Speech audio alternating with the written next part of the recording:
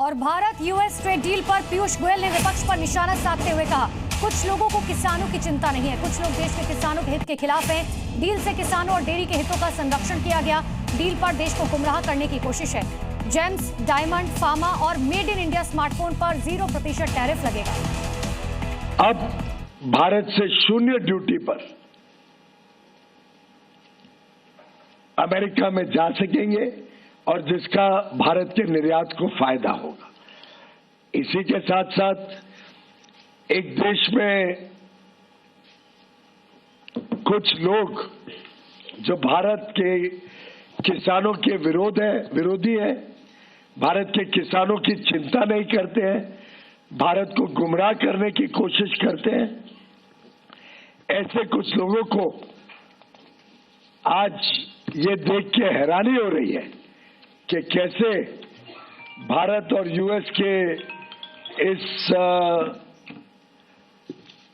Agreement के द्वारा कई सारे किसानी क्षेत्र के सामान पर 0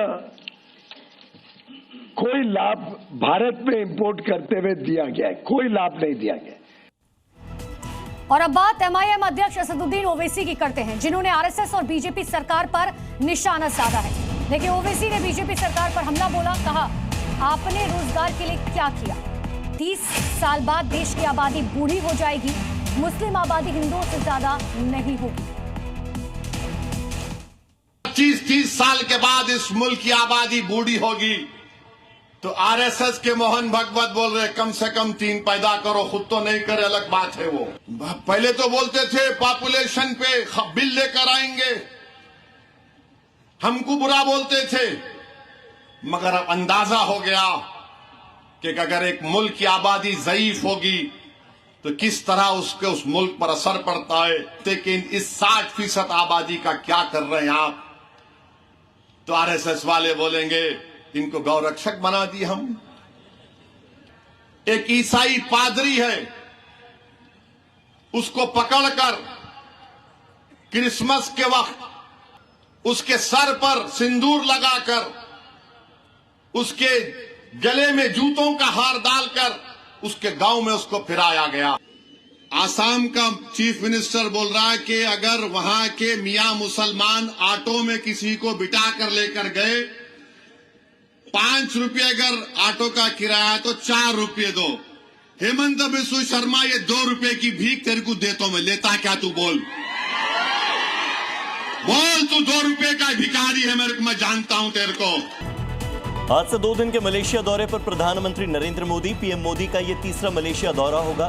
द्विपक्षीय संबंधों में एक नए दौर की शुरुआत की उम्मीद। किराए के घर पर कब्जे के आरोप में पूर्णिया से सांसद पप्पू यादव गिरफ्तार। करीब 31 साल पुराना है मामला। पप्पू यादव के समर्थकों ने की नारेबाजी, भारी संख्या में पुलिस बल की तैनाती। फिल्म गोदान को लेकर मुख्यमंत्री योगी आदित्यनाथ का बड़ा ऐलान। यूपी में टैक्स फ्री की गई फिल्म गोदान, कल रिलीज हुई है गोदान। मिशन 2027 में जुटी बीएसपी सुप्रीमो मायावती। आज लखनऊ में पार्टी पदाधिकारियों की होगी अहम बैठक।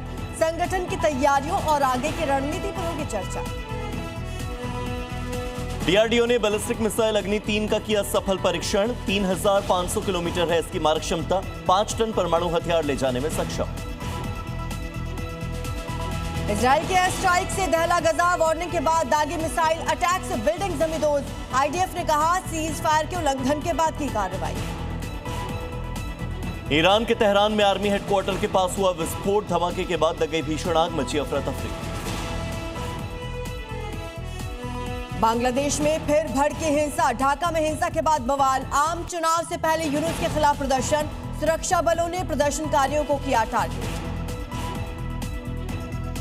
अंडर 19 वर्ल्ड कप में भारत की वैभव जीत। फाइनल में इंग्लैंड को 100 रनों से हराया। भारत ने 6ठी बार जीता under 19 world cup. Vaibhav Suryavanshi ने 80 गेंदों में बनाए 175 रन। भारत और श्रीलंका की संयुक्त मेजबानी में T20 वर्ल्ड कप का होगा आगाज। मुंबई के वानखेड़े स्टेडियम में भारत और यूएसए के बीच होगा पहला मैच। 8 मार्च को होगा वर्ल्ड कप का फाइनल।